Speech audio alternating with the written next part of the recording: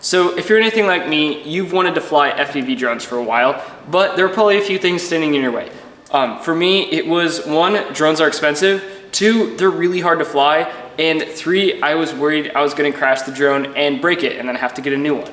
But recently I got the chance to try out the EMAX Tiny Hawk, and that solved a lot of those problems. So I'm going to show you how you can do the same. So my first issue was that drones are expensive, because my brother is a professional drone pilot. I've seen him spend $500 on just the goggles. He doesn't even get a drone out of it. He doesn't get remotes, batteries, or anything, just the goggles.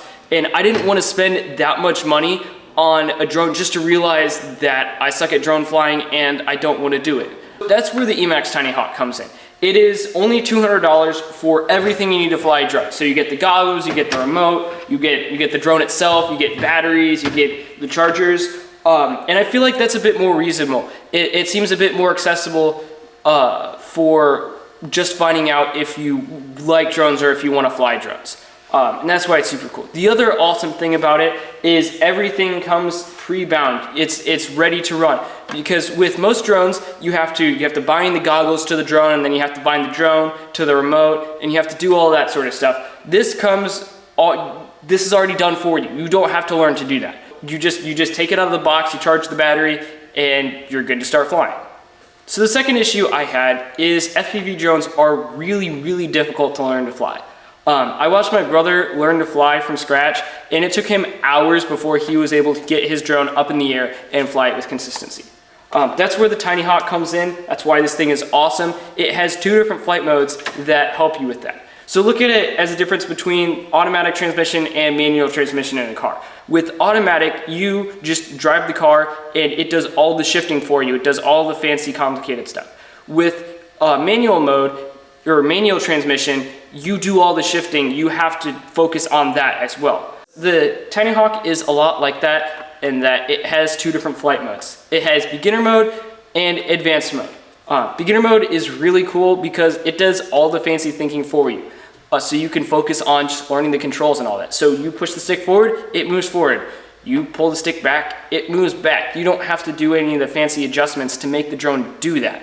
You can focus on just learning how the drone flies and getting used to the fact that what you're seeing is the drone's perspective and not your perspective. That was one of the other things that was difficult for me, was realizing that what I'm seeing is what the drone is seeing, not what I'm seeing. I'm looking from the drone's perspective. I am the drone until I take the goggles off. Beginner mode made that really easy to adjust to without having to worry about without having to learn all the fancy controls. I could just focus on that. Once you do get to advanced mode, this is still much better to learn with than a bigger drone because it has less power. That sounds like a bad thing, but trust me, it makes it so much easier to learn to fly in advanced mode when you have less power. I recently tried one of my brother's faster drones. It was so much harder to control than this because it went way too fast. So that's where this drone is nice, because it having less power means I have a lot more room for error. If I make a mistake, it's not going to immediately fly into a wall. And even if I do crash, it's light enough and slow enough that I'm not going to break anything, which gives you a lot more peace of mind when you're learning to fly. That brings me to my last thing, is I was worried about crashing. I didn't want to take my drone off for 2 seconds, hit a wall, and then it's not functional and I don't learn anything out of that, because that's just really frustrating and just not fun. But that's why this thing is awesome. I've crashed this so many times from so high up and it just doesn't break. I've crashed it from 15 feet before, and as long as it lands right side up, it flies perfectly. Now you can see in a few places where it has cracked, but it's all pretty minor damage, and I was able to repair it with epoxy.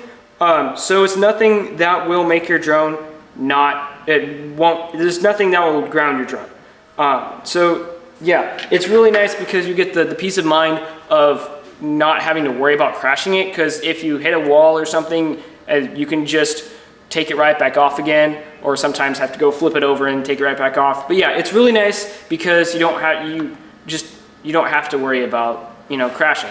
Nothing's going to happen to it. 2 final tips that I found that made learning to fly easier: only use beginner mode for as long as you need to. It's supposed to be a stepping stone only. You want to be uncomfortable with what you're flying, because if you're in your comfort zone, then you're not learning. As soon as you get comfortable with beginner mode, start trying out advanced mode. And the second tip I have is try to learn flying advanced mode outside first. It's so much easier to learn with a bunch more room, because you have so much more room to make mistakes. And if you make those mistakes, you're not gonna hit anything. You also have the peace of mind of not worrying about breaking anything inside or running into somebody. So if you feel like $200 is worth the investment to see if you like FPV drones and to learn how to fly, or even if you want an FPV drone just to bash around the house, you can't do much better than this.